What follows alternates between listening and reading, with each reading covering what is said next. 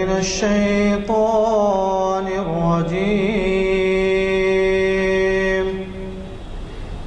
بسم الله الرحمن الرحيم.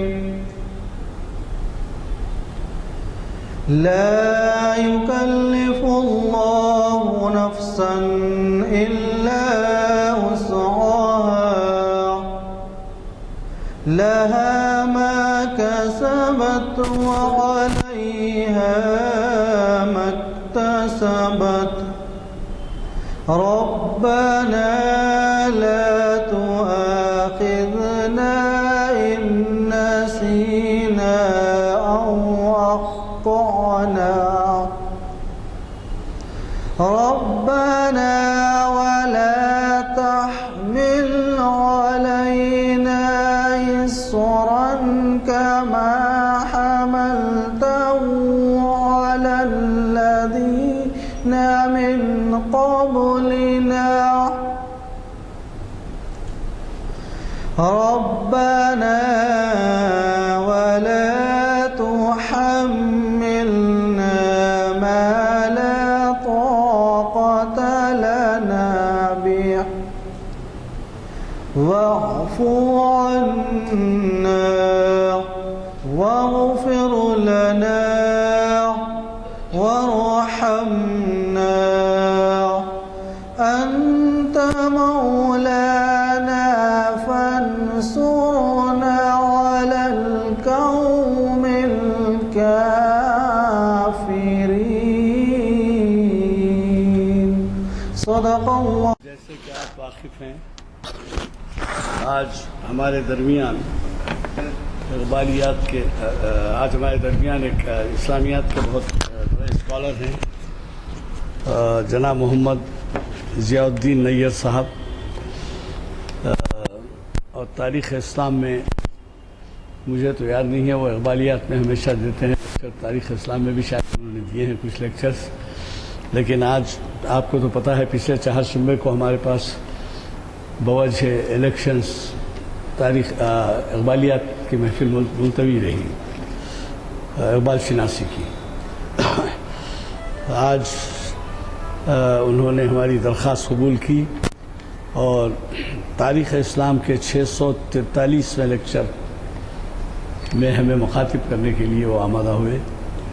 یہ نشست جامع مسجد عالیہ گن فاؤنڈری کے کانفرنس ہال میں تاریخ اسلام کی 643ویں نشست ہے، اور آج بتاریخ 3 مئی 2014 مطابق 3 رجب المرجب 1435 ہجری بروز ہفتہ بعد نماز عصر ہم ان کے ہم نشین ہیں، اور وہ ہمیں عنوان اپنے ہی دیے ہوئے عنوان سے ہمیں مخاطب کر رہے ہیں. اور اس میں عنوان جو ہے دشت و دشت ہے دریا بھی نہ چھوڑے ہم نے، یہ عنوان ہے. جیسے کہ آپ واقف ہیں، یہ ہمارے بہت ہی ہمیشہ سے تعاون کرنے والی شخصیت ہے. حال میں وہ 1-2 مہینے کے لیے چلے گئے تھے آسٹریلیا، 2-3 مہینے کے لیے، تو ہمیں مخاطبت کا ان کی مخاطبت کے لیے شرف حاصل نہیں ہوا سننے کا. تو آج وہ اپنے ہی دیے ہوئے عنوان سے ہمیں مخاطب کر رہے ہیں. میں اس شعر کا یا اس نظم کا پھر دوبارہ ذکر نہیں کروں گا، کیونکہ وہ خود آپ مقرر کی زبانی سنیں گے کہ علامہ اقبال نے کس نظم میں اور کس پس منظر میں انہوں نے اس کو لکھا ہے. تو میں ہمارے آج کے مقرر صاحب سے گزارش کرتا ہوں، اور یہ بھی آپ سے استدعا کرتا ہوں کہ ہماری پیر کے دن، حالانکہ اس میں پوری تفصیل قرآن مجید میں موجود ہے، لیکن بہت سے تعلیم یافتہ ایسے ہیں اور سوسائٹی میں اہم مقام رکھتے ہیں، رہنمائی کر سکتے ہیں، لوگوں کو بتا سکتے ہیں، لیکن وراثت کی تقسیم کے معاملے میں ان کی معلومات اتنی زیادہ نہیں ہوتی، باوجود کہ کئی اس کے بارے میں کتابیں لکھی جا چکی ہیں، اسی پس منظر میں جو قرآنی احکام ہے اس کے پس منظر میں. تو وہ تو خیر اس سے تعلق ہے کہ پڑھنا ہی نہیں ہوتا، پڑھتے نہیں، جانتے نہیں، واقفیت ہوتی نہیں. حالانکہ کلام پاک میں اس کا وراثت کا بالکل تار تار کر کے حقوق ورثہ کے بتائے گئے ہیں. تو میں آپ سے گزارش کرتا ہوں کہ پیر کے دن یہ جو عنوان سے وراثت کی تقسیم شریعت کی روشنی میں مفتی عبدالمحمن اظہر قاسمی صاحب ہمیں مخاطب کر رہے ہیں. آپ کو تو پتہ ہے کہ جب وراثت کے جھگڑے ہوتے ہیں تو جامع نظامیہ سے جو مفتی ہیں ان سے فتوے حاصل کیے جاتے ہیں. تو لہٰذا آج یعنی پیر کے دن آپ ان کو بھی سنیں گے، اور آپ ہی کے جانے پہچانے ماہر اقبالیات اور فارسی زبان کے اردو زبان میں مترجم جناب مستر مجاز صاحب چہارشنبے کے دن اقبال کی نظم اسرار شریعت کے بیان میں ہمیں مخاطب فرمائیں گے. محفل اقبال سے نشست 775ویں نشست ہوگی، اس میں بھی ضرور شرکت فرمائیے. میں آج صاحب سے گزارش کرتا ہوں کہ وہ شاہ نشین پر تشریف لائیں اور ہمیں مخاطب فرمائیں. بسم اللہ الرحمن الرحیم. نحمدہ ونصلی علی رسولہ الکریم، اما بعد. محترم غلام یزدانی صاحب سینئر ایڈوکیٹ، جناب نانک سنگھ نشتر صاحب، بزرگوں اور دوستوں، السلام علیکم ورحمۃ اللہ وبرکاتہ. آج تاریخ اسلام کا جو لیکچر ہے اس کا عنوان دشت تو دشت ہیں دریا بھی نہ چھوڑے ہم نے، مشہور علامہ اقبال کے شعر کا ایک مصرع ہے جو شکوہ جواب شکوہ سے لیا گیا ہے. تو اس اقبال کی شاعری کے اندر آپ جانتے ہیں کہ بہت ساری تلمیحات ہیں، اور اس کے پیچھے کہنے کو تو ایک مصرع ہوتا ہے لیکن وہ ایک بحر ذخار ہے. بحر ذخار بولے تو ایسا سمندر جو بہت بڑا ذخیرہ رکھتا ہے اپنے اندر. تو اتنے اب بہت عام طور پہ آپ بولتے ہوں گے کہ بھئی یہ مقررین اپنی تقریروں میں اشعار کا کیوں استعمال کرتے ہیں. تو عام طور پہ اکثر اس لیے استعمال ہوتا ہے کہ دریا کو کوزے میں بند کرنا. مضمون اب جو سامنے والا سامع ہے وہ بھی اگر کچھ پڑھا ہوا ہے جانتا ہے تو اس کو لطف آتا کہ بات کیا کہنا چاہ رہے ہیں، اس کو پوری اس کے اندر آ گئی بات. اور بعض وقت یہ ہوتا ہے کہ دریا کو کوزے میں بند کرنا اور کوزے کے پانی تھوڑا سا ہوتا ہے اس کو دریا بنا دینا. یہ پہلے ہم جب انگلش کا ایگزام دیتے تو پریسیس رائٹنگ ہوتی تھی، اب آج کل نہیں ہے وہ سب. تو اس طرح سے یہ شعر کی اہمیت اپنی جگہ پر ہے.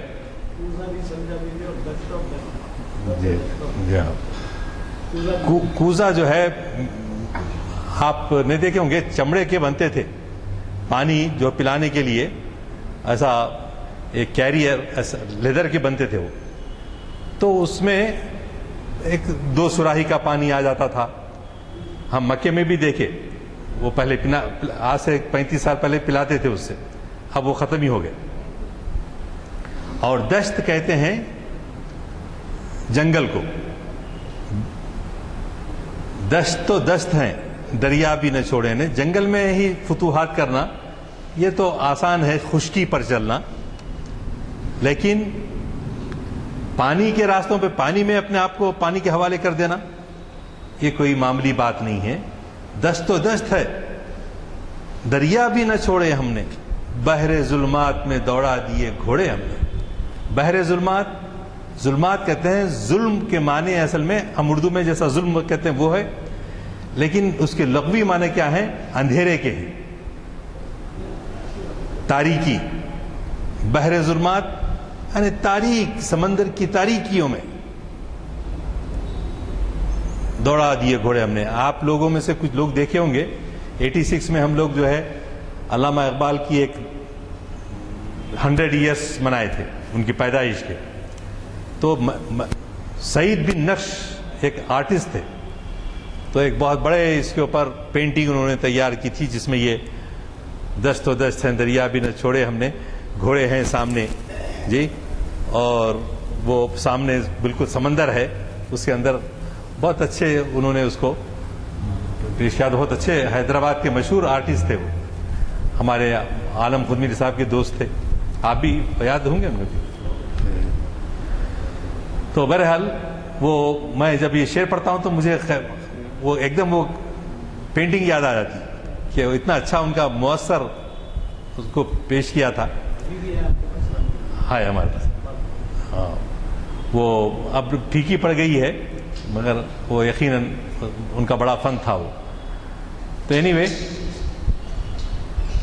یہ شعر ہم ویسے تاریخ اسلام کی کلاسز, اقبال فہمی کی کلاسز, شریعت اسلامی سے واقف ہونے کی کلاسز, تو سب کیوں کرتے ہیں؟ جو وقت گزارنے کے لیے نہیں, یہ مقصد نہیں ہے. خصوصیت کے ساتھ تاریخ کے چونکہ عنوان سے آج بات کرنا ہے تو میں یہ کہوں گا کہ تاریخ جو ہے قوموں کا حافظہ ہوتی ہے.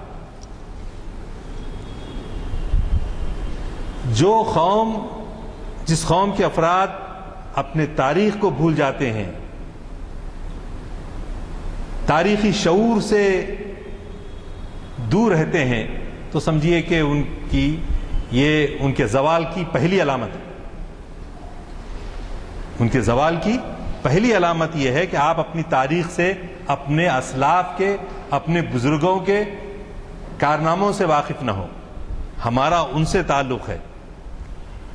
تو یہاں کوشش یہی کی جا رہی ہے کہ ہمارے ہندوستان میں اب تاریخ کا مضمون نہیں پڑھایا جاتا, سوشل اسٹڈیز بول کے پڑھاتے. سوشل اسٹڈیز کے اندر دیکھیں گے آپ تو کچھ جو ہے میڈیول پیریڈ جو ہے ہمارا وہ کچھ ذکر نہیں ہے. کہیں ذکر ہے تو ذرا اکبر کا, ہاں تھوڑا سا ایک آدھ صفحہ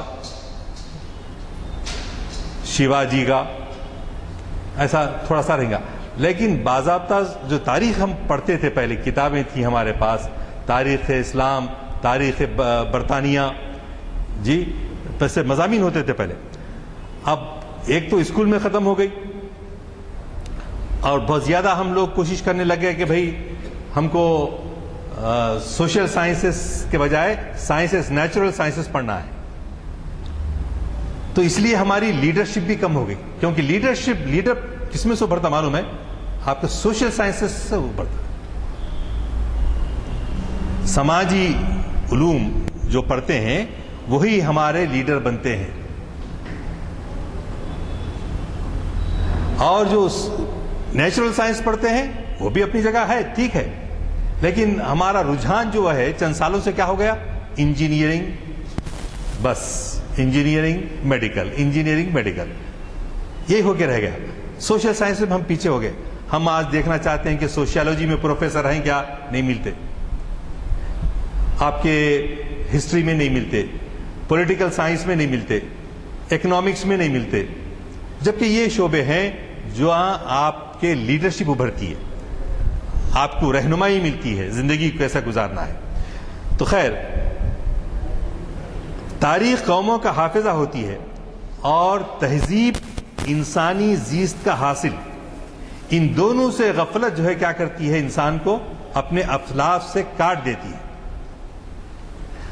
ایک بات پھر ایک نازک چیز یہاں پر یہ ہے, ہم تاریخ پڑھتے ہیں بعض وقت, اب جو نوجوانوں کو بولیے ایسا زبردست مزے لے کے پڑھیں گے شعر کو, یہ یا شکوہ جوابی شکوہ دیجیے آپ, دھواں دار ہے اس میں ویسا زور, شاعر نے خود اس میں ویسا زور ہے.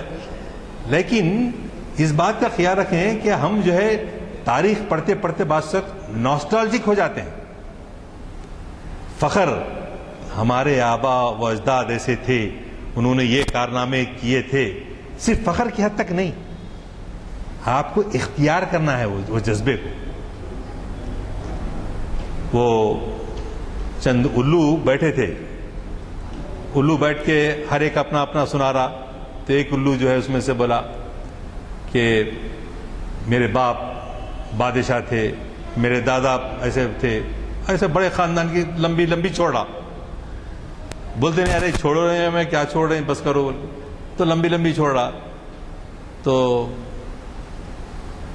ان بولا پدرم سلطان بود, میرے باپ بادشاہ تھے اور یہ تھے وہ تھے, نسٹالجک. تو سو الو جو ہے سنتے رہے پھینکنے بعد تراچے تراچے تراچے, تو کیا ہے تو کیا ہے تو کیا ہے.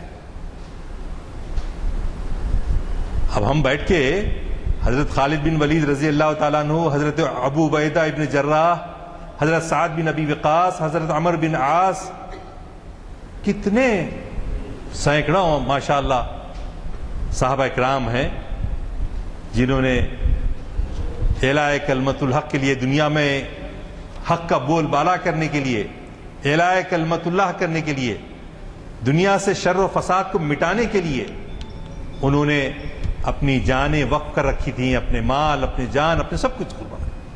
اور یقیناً اس کو پڑھ کے ہم کو ایک ولولہ ملتا ہے, لیکن وہ ولولے کو we have to transform into kinetic energy. Potential energy تو ہے, لیکن کائنیٹک انرجی میں تبدیل کرنا اس کو, کہ ہم کچھ کرنا. سن کے خالی واہ واہ, مسجد عالیہ میں کیا لیکچر ہوا بھائی, ایسا آرگنائز کرتے ہیں عزانی صاحب, ٹھیک ہے آرگنائز کریں, لیکن اس سے کیا, کس لیے, کہ ہم میں ایک بیداری پیدا کرنے کے لیے, ہمارے ضمیر کو جھنجھوڑنے کے لیے, ہمارے ضمیر کو جھنجھوڑنے کے لیے, کیونکہ ہم جو ہے غفلت کا شکار ہیں, ابھی بھی ہم دیکھتے ہیں غفلت کا شکار ہیں. عزیزان گرامی, سب سے تاریخ انسانی کا بہترین باب, درخشاں باب کون سا ہے؟ رسول اللہ صلی اللہ علیہ وسلم کا دور, قرن اولا. سب سے بہترین جو ہے وہ قرن اول. اس کے بعد دوسرا دور کون سا ہے سب سے اچھا؟ خلافت راشدہ کا. تیسرا دور کون سا اچھا ہے؟ اچھا برا جو بھی ہوا وہ ہے خوارج کا. نہ بنو امیہ سے تعلق تھا ان کا, نہ بنو عباس سے تعلق تھا ان کا, تو خوارج تھے وہ. تو اس طرح سے خلافت راشدہ دوسرا دور, تیسرا خلافت بنو امیہ, اس بعد بنو عباس. بنو امیہ کا دور 90 ایئرز کا تھا اور اس میں 16 بادشاہ گزرے. سب سے پہلے بادشاہ کون؟ امیر معاویہ رضی اللہ تعالیٰ. پہلے ان کے بیٹے یزید کو انہوں بنا دیے, یزید کے بیٹے پھر معاویہ ہوئے, معاویہ کے بعد مروان ابن حکم ہوا, جو حضرت عثمان غنی رضی اللہ تعالیٰ کے زمانے میں کیا تھے, انہوں میر منشی تھے, چیف سیکرٹری. چیف سیکرٹری کا عہدہ جیسا ہوتا ہے وہ تھے. تو بنو امیہ کا دور 90 ایئرز کا دور. یہ دور جہاں بہت سارے بڑے بڑے کارنامے ہوئے, فتوحات ہوئے, کہاں سے؟ سندھ سے لے کر ہسپانیہ, اندلس, اسپین کے ختم تک, وہاں تک چلے گئے. اور کیسے کیسے معلوم یہ ہوتا ہے کہ بعض اوقات سے تو وہ کچھ اور مٹی سے بنے تھے, ہم کچھ اور مٹی سے بنے ہوئے. ان کے کارنامے اگر آپ پڑھیں, دشت تو دشت ہیں, دریا بھی نہ چھوڑے ہم نے. اس کو اب آپ دیکھیے, ایران پر حملہ ہونے کا ہے. حضرت عمر فاروق رضی اللہ تعالیٰ عنہ چاہ رہے ہیں کہ میں خود اس میں جاؤں. چنانچہ مدینے سے نکلے. نکلنے کے بعد راستے میں پھر مشورہ ہوا کہ خلیفہ وقت کا جنگ میں جانا مناسب نہیں ہے, اگر کچھ حملہ ہو جائے تو مسلمانوں کا جو اعتماد ہے وہ کمزور پڑ جائے گا. تو چنانچہ حضرت علی رضی اللہ تعالیٰ عنہ نے اور دوسرے صحابہ نے آپ کو منع کیا, حضرت عمر فاروق کو, ایران کی مہم میں جانے کے لیے. پھر کس کا انتخاب ہوا؟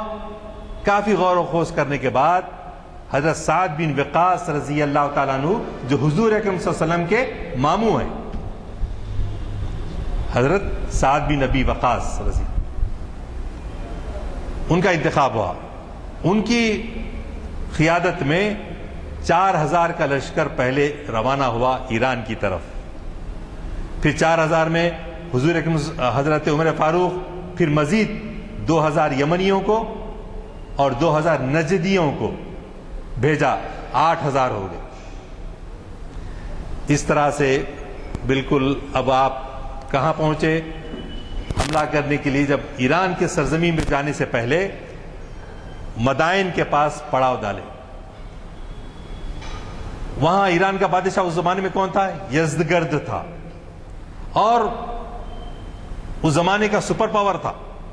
ایک قیصر روم اور دوسرا کسرا، ایران کا کسرا. جیسے حال تک ہمارے پاس امریکہ اور رشیا ہوتے تھے،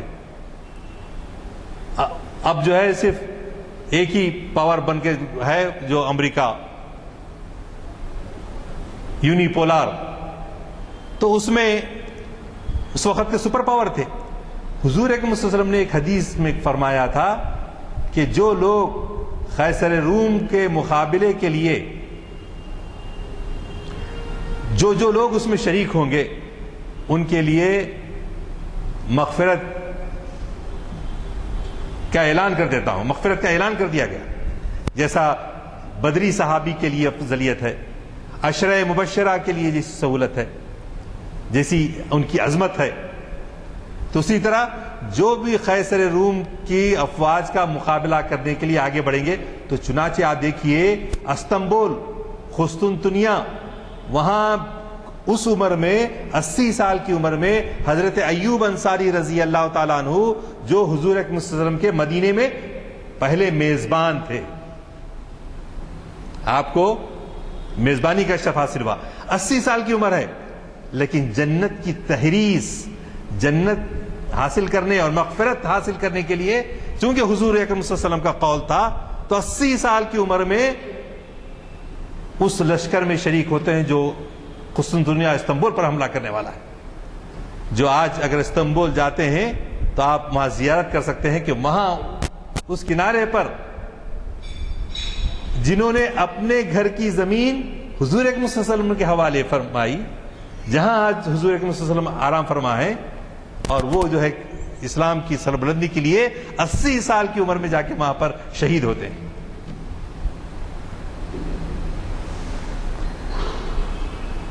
تو سعد بن ابی وقاص رضی اللہ تعالیٰ عنہ کی قیادت میں 8000 کا قافلہ روانہ. اب یزدگرد دیکھا کہ یہ بالکل گاؤں آڑے، اجڑ، عرب، بدو، ایک دم اتنی چیلنج کرنے کے لیے آ گیا ہمارے پاس. تو بولا کہ ذرا ان کی سفارت تو منگور بلائیے.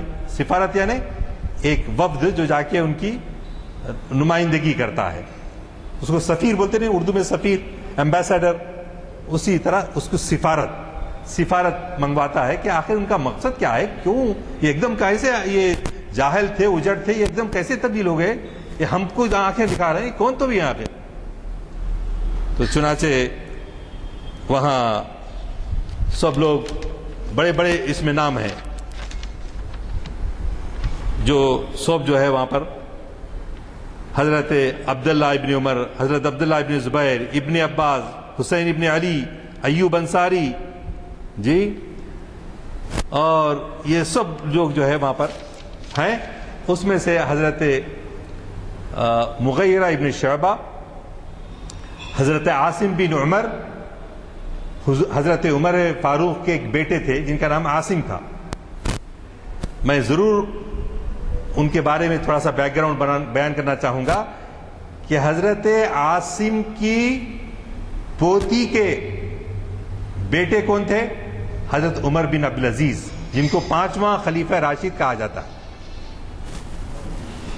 حضرت ابو بکر، حضرت عمر، حضرت عثمان، حضرت علی رضی اللہ عنہم کے بعد اگر کسی کو خلیفہ راشد کہا جاتا ہے تو کس کو؟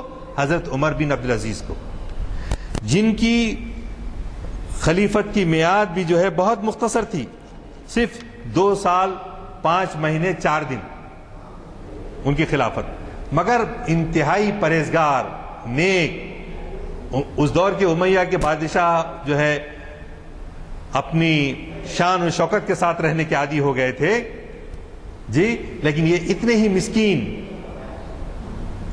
خدا ترس، پرہیزگار حضرت عمر بن عبدالعزیز، انہوں کس کے بیٹے ہیں؟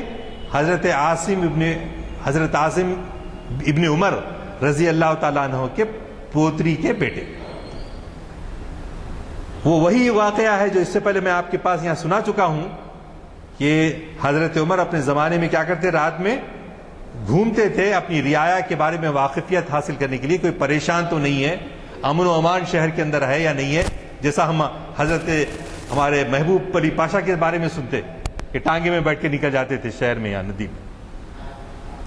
تو زمانے میں حضرت عمر فاروق نکلتے تھے، صبح تہجد کا وقت تھا، تھک کے آ کے مکان کے پاس بیٹھے ہیں، اندر ماں بیٹی میں بات چل رہی ہے، بیٹی گولن کا گھر ہے، ماں تجربے کار ماں کیا بولتی ہے، عمر فاروق یہاں کے دیکھنے والے ہیں، تم دودھ میں پانی ملا دو تاکہ ہم زیادہ پیسے کما سکیں۔ تو بیٹی کہتی ہے اماں جان، عمر فاروق تو آ کر یہاں نہیں دیکھ رہے ہیں، لیکن جس سے ہم کو ڈرنا ہے، جس کے سامنے ہم کو جواب دینا ہے، وہ اس سے واقف ہے کہ میں اس میں پانی ملا رہی ہوں یا نہیں ملا رہی، ہم اس دھوکہ لوگوں کو دے رہے ہیں یا نہیں رہے ہیں۔ تو یہ مکالمہ جو ہے، یہ ڈائلاگ جو ہے، حضرت عمر فاروق کے کان میں پڑتا۔ مسجد نبوی گئے، نماز پڑھے فجر کی، اس کے بعد اپنے بیٹے یہ عاصم کو بلوائے، یہی عاصم کو بلا کے، بیٹے تم شادی کرنا چاہتے نا بیٹے؟ جی ہاں ابا جان، تو میں نے تمہارے لیے ایک لڑکی دیکھ لی ہے۔ لڑکی دیکھ لی ہے مراد منتخب کر لی ہے، آنکھوں سے دیکھے نہیں، گوری ہے، گمٹی ہے، ہاں لمبے بال ہیں، یا کیسی خوبصورت ہے۔ اور آج کل کیا کیا ہے ہمارے پاس، سب خوبصورت دیکھنا، مگر اتنا بھی نہیں کہ جو ہے اپنے بھی اتنا عیب دیکھ لینا، ہم بھی کتنے سیدھے ہیں کیا ہیں وہ بھی دیکھنا۔ تو ہمارا انتخاب کا معیار اتنا مشکل ہو گیا۔ اس زمانے میں کیا معیار تھا؟ تقوی، طہارت، پاکیزگی، کیریکٹر، کردار، وہ تھا معیار۔ تو مردار یہ کہ چونکہ دودھ میں پانی نہیں ملا رہی وہ بچی، خدا ترس ہے، خدا کے دیکھنے کا احساس اس میں زندہ ہے، اس لیے حضرت عمر نے اپنی بہو بنایا ان کو، خلیفہ وقت نے اپنی بہو بنایا اس بچی کو، اور انہی کی اولاد سے بعد میں عمر بن عبدالعزیز پیدا ہوئے۔ حضرت عاصم، پھر میں اپنی گفتگو کی اصل اس پہ موضوع پہ آ رہا ہوں کہ یزدگرد کا مطالبہ تھا کہ ایران کے جو شہنشاہ تھے وہ چاہتے تھے کہ آخر یہ اجڑ لوگ ہیں کون، ان کو بھیجو۔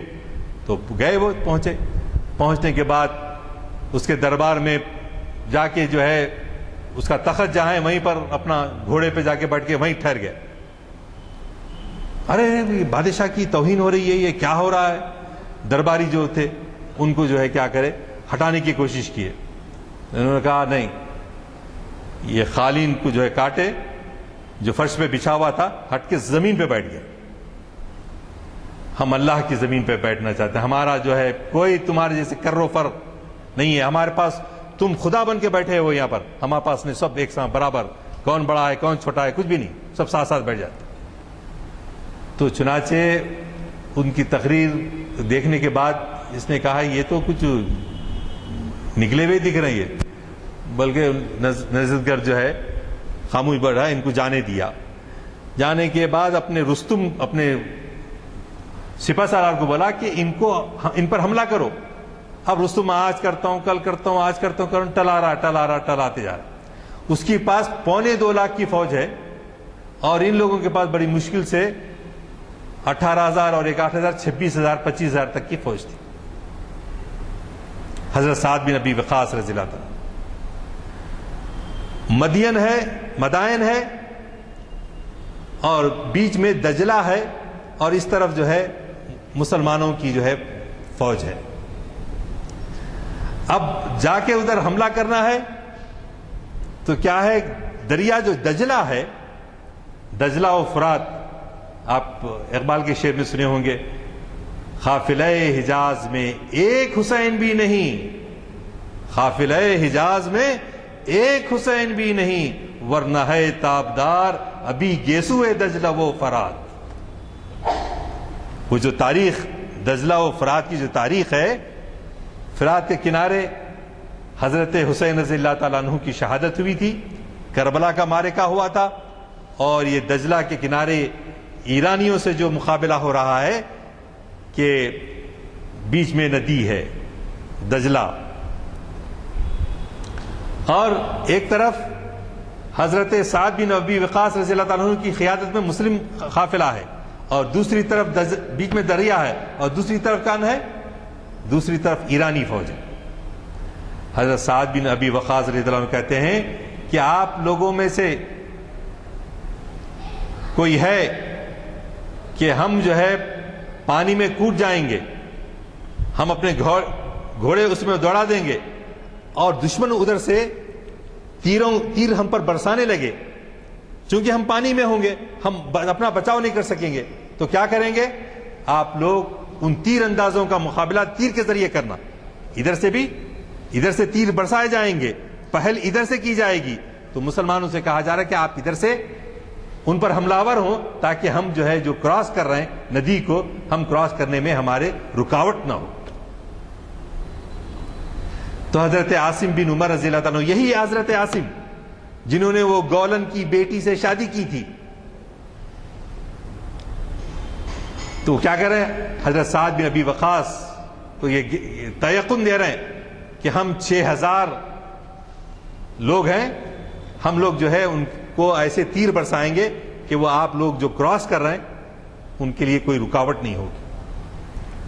تو چنانچہ حضرت سعد بن ابی وقاص سب سے پہلے گھوڑے پر بیٹھتے ہیں، اور بیٹھ کر جو ہے اپنا اس میں ندی میں داخل ہو جاتے ہیں، اور آپ کو دیکھ کر جو ہے کئی آپ کے جانثار جو ہے ندی میں کود جاتے ہیں۔ کیا کہا انہوں نے جب پڑھتے وقت، جب ندی میں وہ دجلہ میں جب جا رہے تھے، تو حضرت سعد بن وقاص نے یہ دعا پڑھی، نستعین باللہ ایاک نعبد و ایاک نستعین، پڑھتے ہیں ہم تجھی سے مدد چاہتے ہیں۔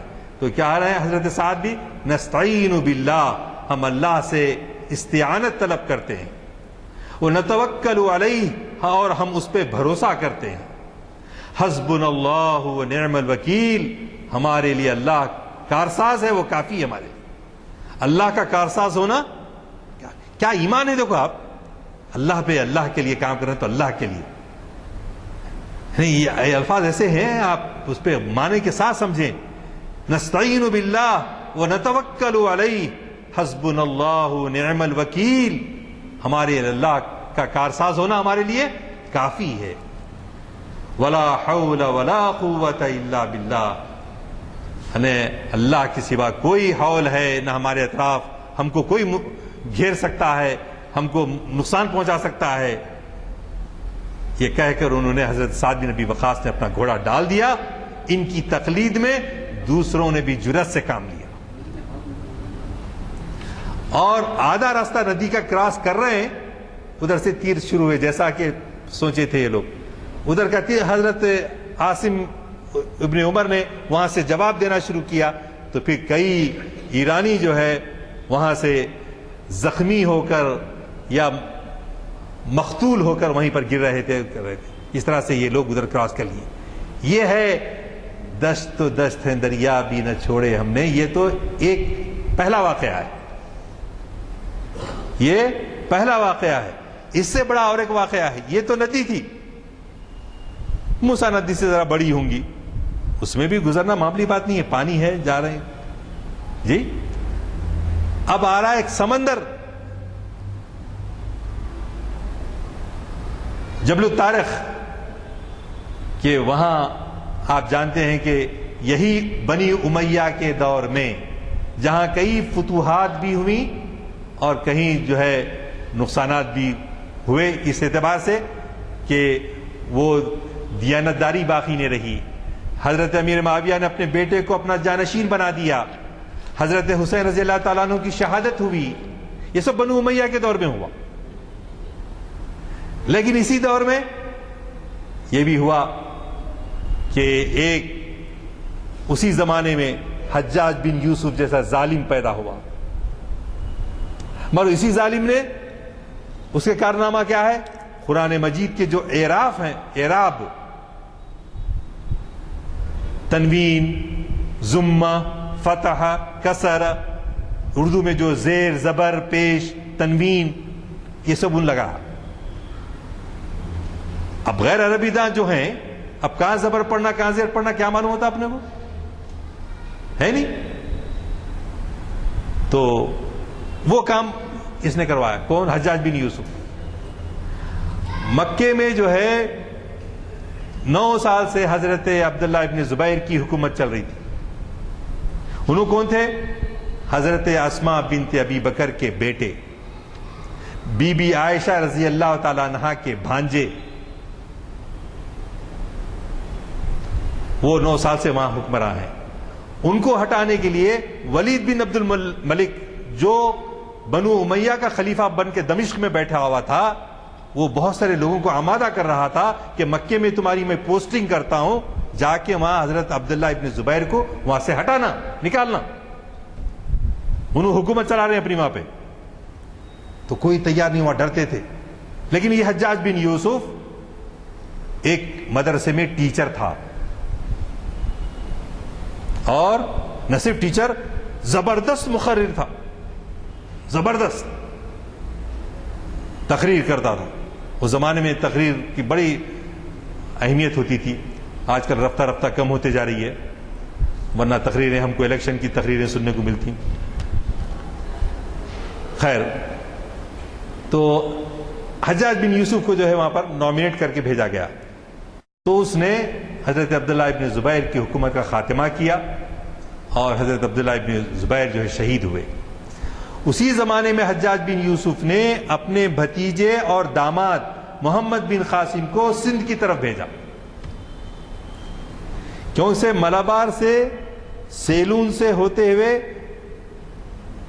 مسلمان عورتیں، بچے، مال و اسباب لے کر جو ہے کشتیوں کے ذریعے جا رہے تھے۔ سندھ کے کنارے راجہ داہر نے ان کو لوٹ لیا۔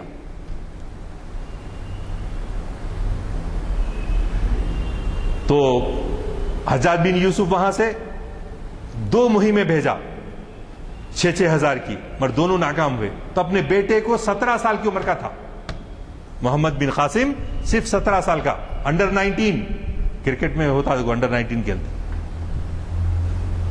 اس کو 4000 فوج دے کر راجہ داہر کا مقابلہ کرنے کے لیے وہاں سے بھیجا۔ آپ اندازہ لگائیے، ہم کیا بولتے، ابھی بھی میاں کیا دن ہے تمہارے، اللہ اللہ تلّہ، گھر میں بیٹھو، باہر مت نکلو، وہاں پر جھگڑا ہو رہا، ڈراتے ہیں، خوف دلاتے ہیں ہمارے گھر میں پہلے سے، بچوں کو اور ڈرپوک بناتے ہیں۔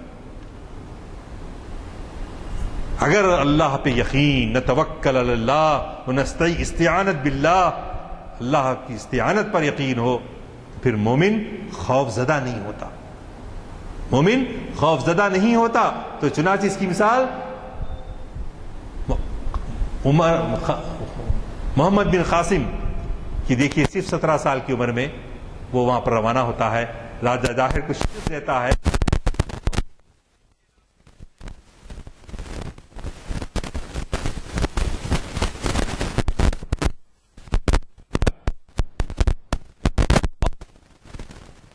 آپ کتنے اچھے اخلاق والے ہیں، کتنے انصاف آپ کرنے والے ہیں، آپ رعایا کا خیر خواہی میں آئیے، آپ ہمارے ڈسٹرکٹ میں، ہمارے ضلع میں آ کے آپ حکومت قائم کیجیے۔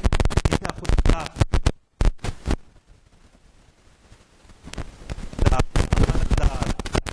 جی، وہ ساری خوبیاں اس کے اندر موجود ہیں۔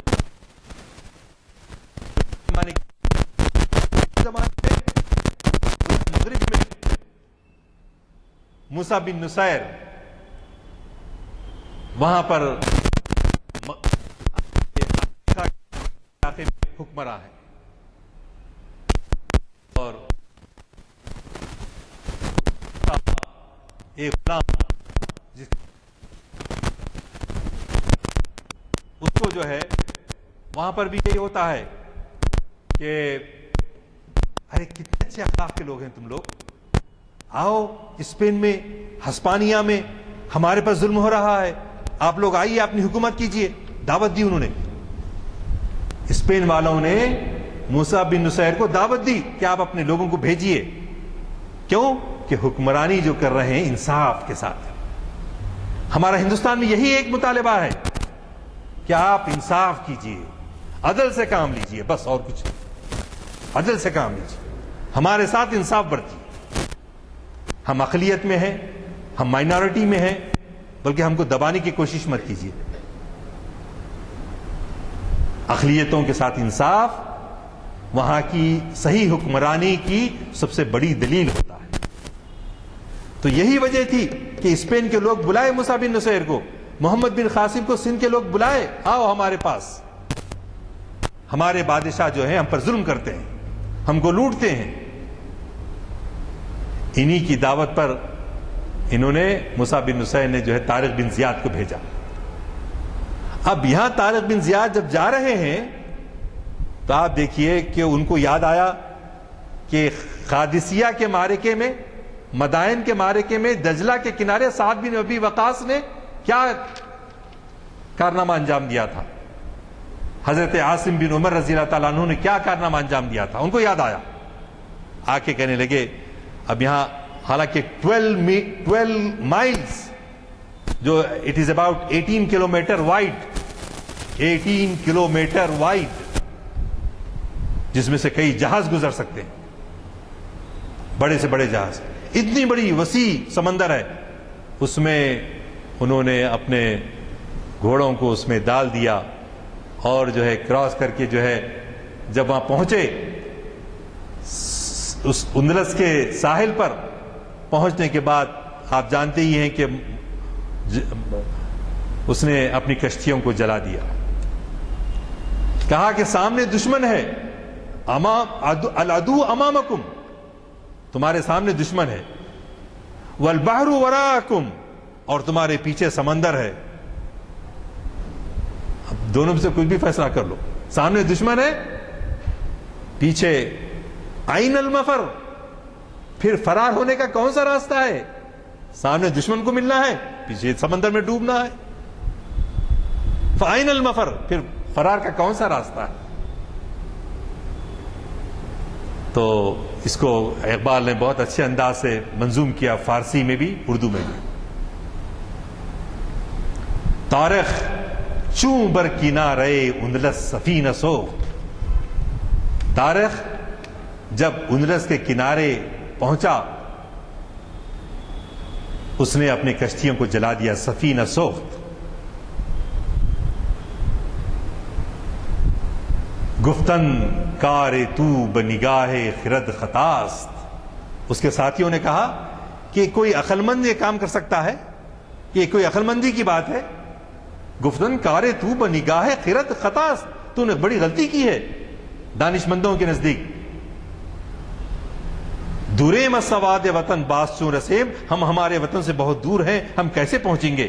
ہم شکست کی صورت میں کیسے پہنچیں گے؟ ترک سبب زیروئے شریعت کجا رواست، شریعت میں کہاں ذرائع کو اختیار کرنے سے منع کیا گیا ہے؟ ہیلے حوالے ہمارے پاس بھی کتنے مولویاں دیتے، ہیلے حوالے، یہ نہیں ہے، وہ نہیں ہے، یہ نہیں ہے، وہ فرار اختیار، ارے نہیں بھی، ارے نہیں زمانے کی اجازت. تو لیکن جو مجاہد ہوتے ہیں، واقعی اللہ کے چاہنے والے بندے ہوتے ہیں، وہ ہیلہ بازی سے کام نہیں لیتے، ہیلے بازی سے کام نہیں لیتے.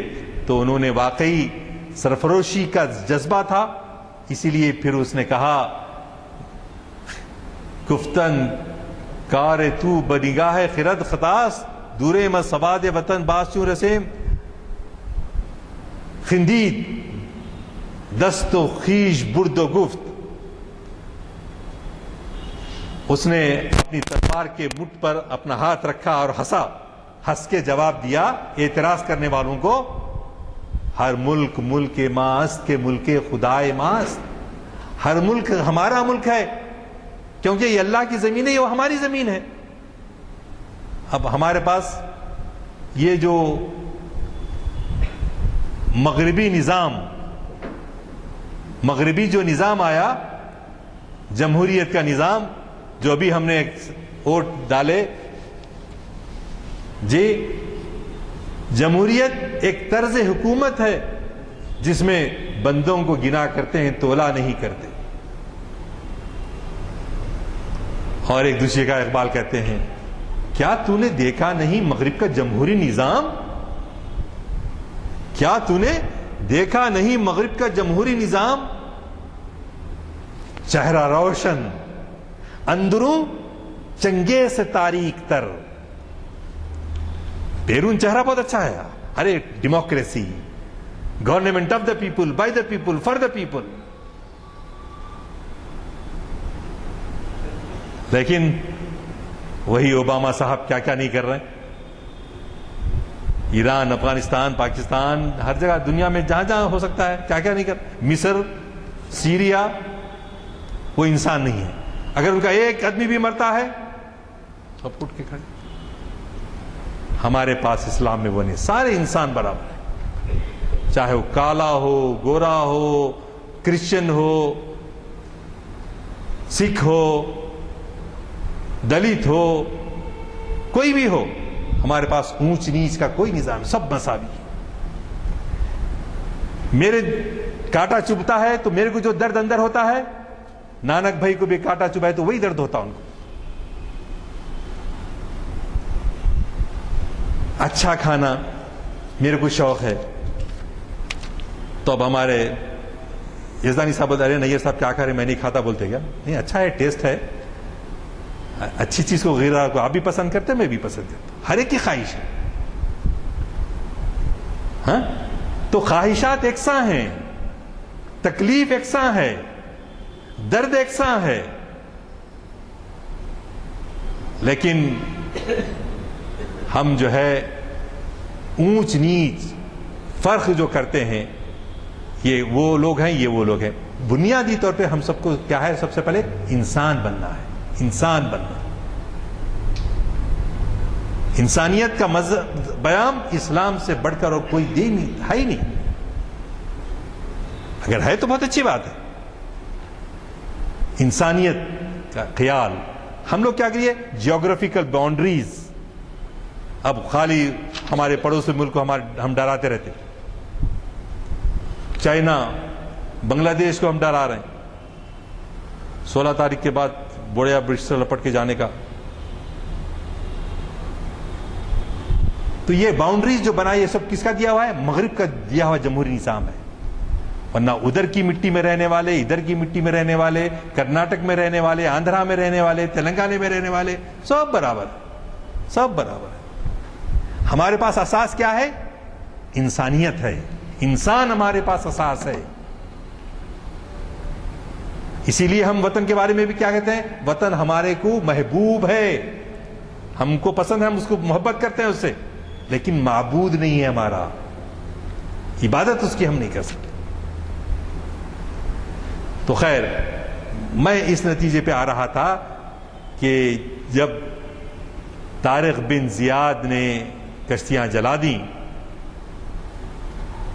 اور صرف رضا الہی کی خاطر، اسی کو اردو میں ایک جگہ انہوں نے اس طرح سے ہے، یہ غازی یہ تیرے پراسرار بندے جنہیں تو نے بخشا ہے ذوق خدائی، دو نیم ان کے ٹھوکر سے صحرا دریا، سمٹ کر پہاڑ جن کی ہیبت سے رائی، شہادت ہے مطلوب و مقصود مومن، نہ مال غنیمت نہ کشور کشائی. مال غنیمت کے لیے لڑنا نہیں تھا. طارق بن زیاد کو وہ لوگ جو سب گئے تھے، مال غنیمت کے لیے نہیں.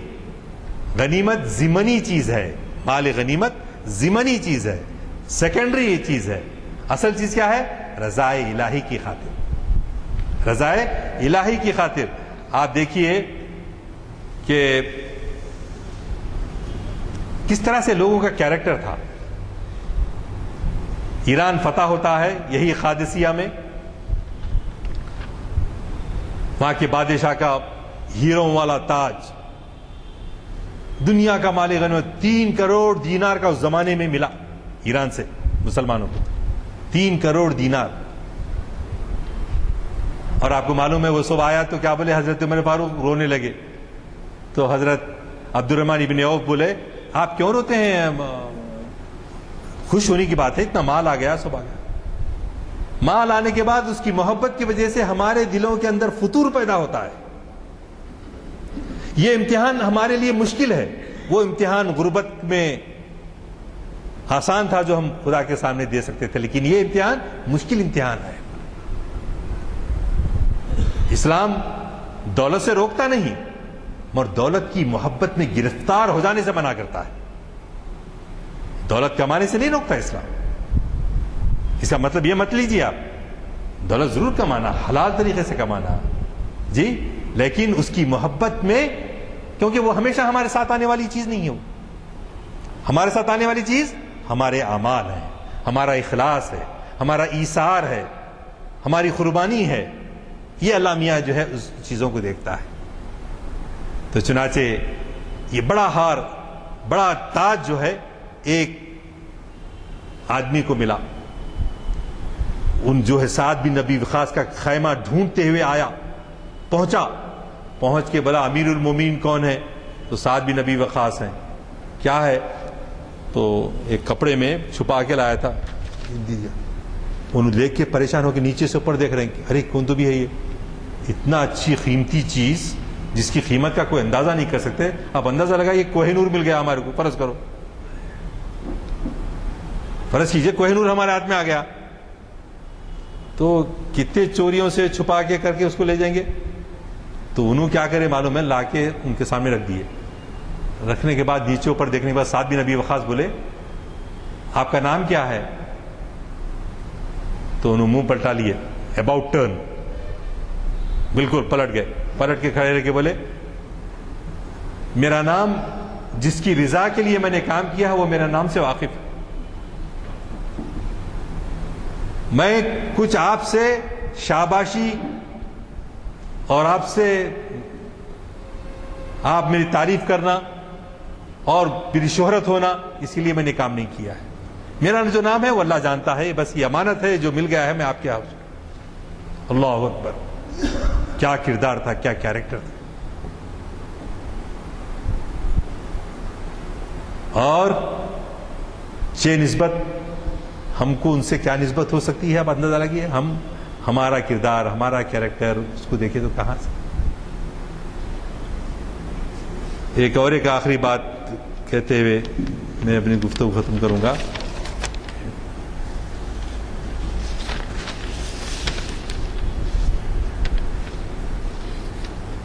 حضرت امیر معاویہ کے بارے میں آپ کو بولا کہ جو ہے وہ بہت ساری ان کی خوبیاں تھیں، ایک مگر خوش مزاج بھی تھے.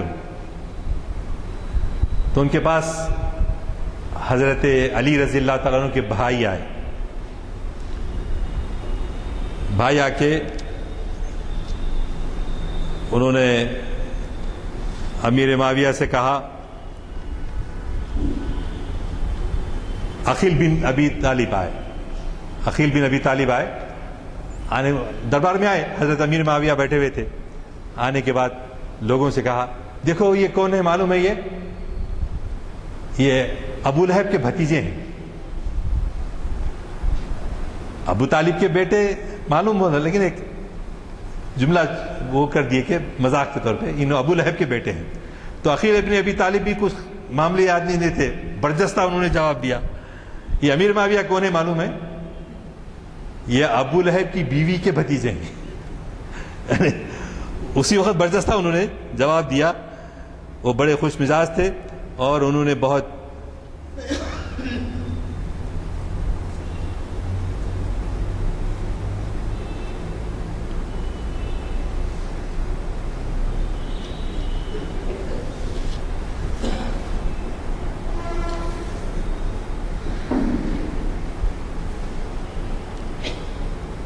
تو بہرحال اس آج کے لیکچر کو کنکلوڈ کرتے ہوئے جو بات کہنا ہے وہ یہ ہے کہ ہمارے آبا و اجداد،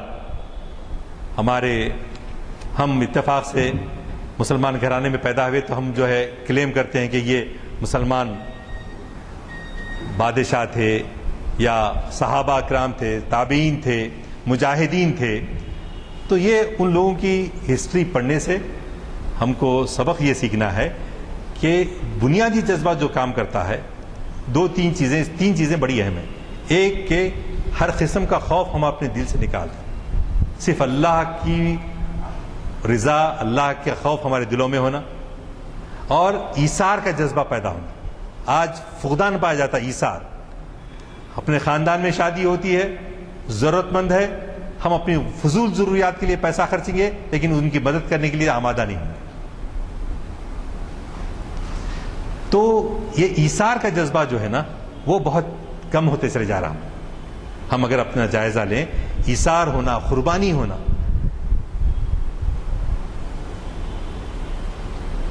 اگر ہم کو بعض وقت ہوتا یہ ہے کہ جان دے دو، جان دینے ہم تیار ہیں، پیسہ دو، نہیں پیسہ نہیں۔ گر جا طلبی مضایقہ نیست، گر زر طلبی سخندری است۔ گر زر طلبی منگے 5 روپے 10 روپے کسی واقعی ضرورت مند، یہ پروفیشنل فقیروں کو نہیں دینا، مگر واقعی ضرورت مند اپنے خاندان میں، اپنے پڑوس میں جی پریشانی میں مبتلا ہے، تو آج ہم میں وہ درد نہیں پایا جاتا۔ شاعر نے کتنا اچھا کہا، گر زر طلبی سخندری است۔ گر آپ پیسہ مانگیے، اس کے اندر باتیں ہیلا ازر کریں گے۔ گر جان طلبی مضایقہ نہیں، جہاں بولے تو دے دینے کو تیار ہو۔ تو جان سے زیادہ کس سے محبت ہو گئی؟ مال سے محبت ہو گئی۔ تو آج ہمارے زوال کا واحد سبب حب الدنیا و کراہیت الموت، دنیا سے بے پناہ محبت اور موت سے فرار۔ موت نہیں ہے تو اچھا ہے، کتنے دن اور زیادہ زندہ رہے اچھا ہے، اور زندگی کے دامن سے مسرتوں کا آخری خطرہ بھی نچوڑ سکتے ہو تو ہم نچوڑنا چاہتے ہیں۔ کاش میں اس جملے کے ذریعے آپ کو آج کے لیکچر کا جسٹ اور اس کے میسج جو ہے جو دینا چاہ رہا ہوں وہ یہی ہے کہ ہماری زندگی کا دامن ہے، جیسا ہمارے خمیص کرتے کا دامن ہوتا ہے، تو ہم کیا کرتے ہیں، مسرتیں ہیں تو آخری سے آخری خطرہ بھی نچوڑنا ہے تو نچوڑ سکتے۔ تو یہ حب الدنیا و کراہیت الموت، یہ اگر ہم اس کو ریئلائز کر لیے تو انشاءاللہ پھر وہ دن آ سکتے ہیں جو ہمارے ان بزرگوں تھے تو آبا وہ تمہارے ہی، مگر تم کیا ہو، ہاتھ پر ہاتھ درے منتظر پردہ ہو۔ شکریہ، وآخر دعوانا الحمدللہ رب العالمین۔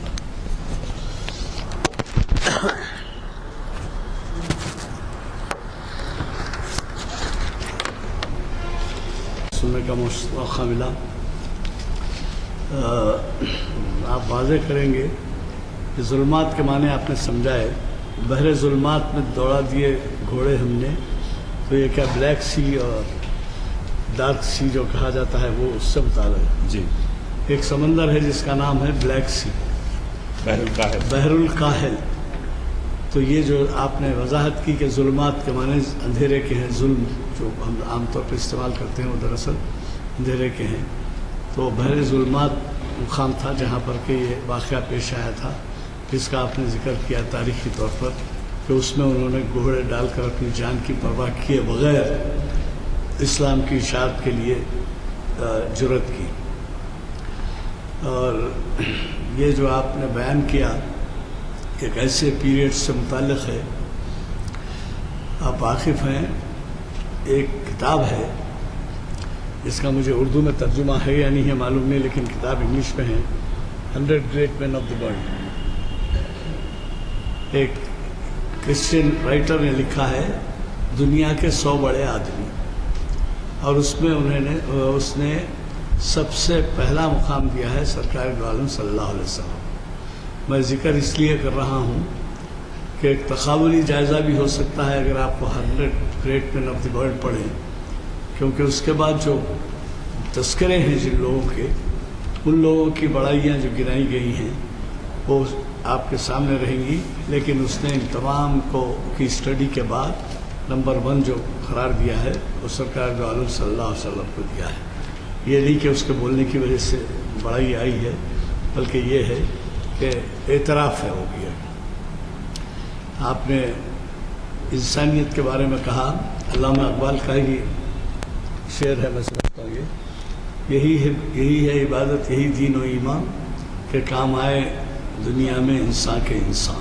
علامہ کا یہی ہے عبادت، یہی ہے دین و ایمان کہ کام آئے دنیا میں انسان کے انسان. اور آپ نے بتایا کہ دولت کمانے سے اللہ تعالیٰ روکتا نہیں، لیکن حرص منع ہے. حرص جو ہے وہ، اس کی ایک بہترین مثال میں آپ کو دے سکتا ہوں کہ یہ جو بہت بڑے دولت مند ہیں اور ایسی زندگی گزارتے ہیں جن کو بخیل کہا جاتا ہے یا مخالف میں درجہ نہیں رکھتے، ان کی دل کی کیفیت یہ ہوتی ہے کہ کروڑہ روپے بھی کما لیں تو وہ حرص ختم نہیں ہوتی. اور پھر ایک چیز ان کو بڑی تسلی دیتی ہے کہ بھئی فلاں نے 20 لاکھ کی گاڑی خریدی، تو وہ خریدتے تو نہیں لیکن اس بات سے خوش رہتے ہیں کہ میں 25 لاکھ کی بھی خرید سکتا ہوں. اسی طریقے سے ان کی بلڈنگ 1 کروڑ کی ہے، میں 2 کروڑ کی خرچ کرتا ہوں.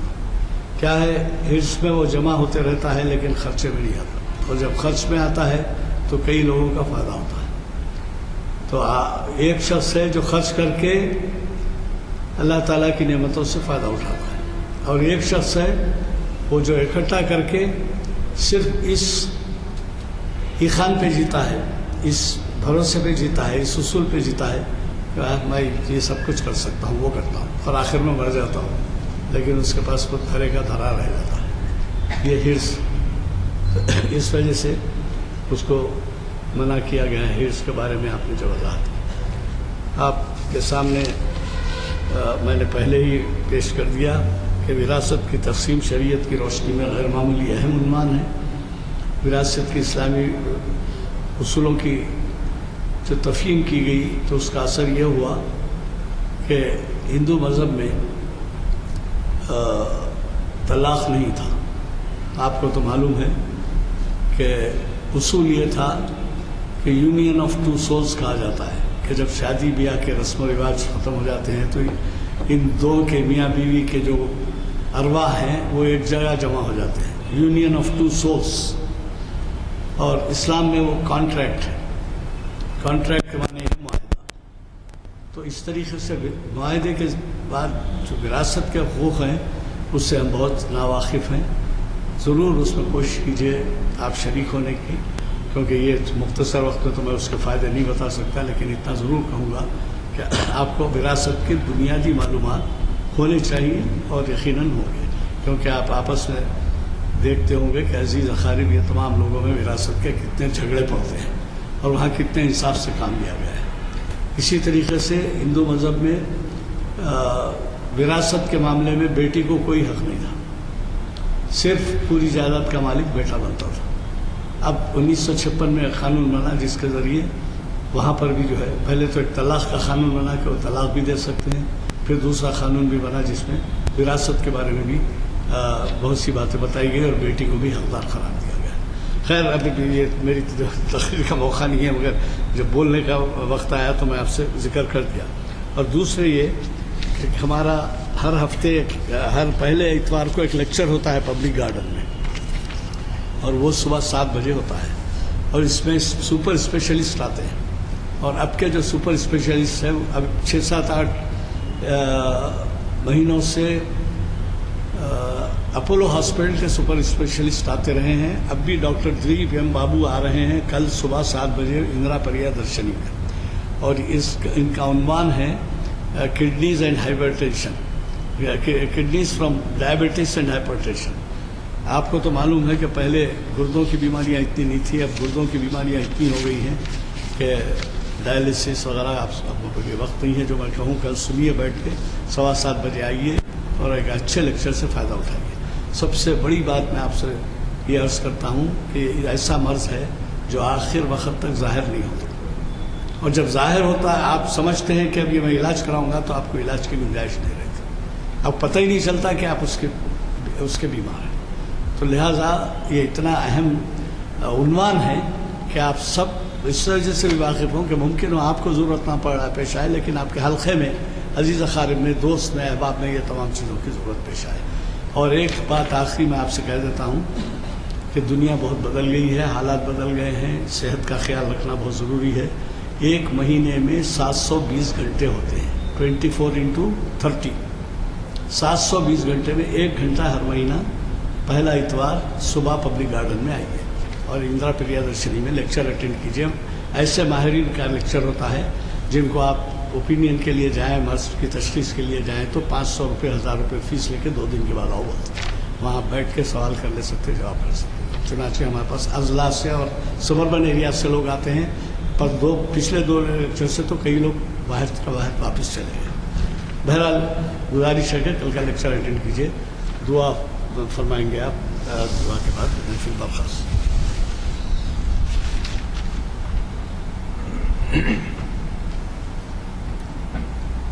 درود شریف پڑھیے۔ اللہم صلی اللہ علیہ وسلم۔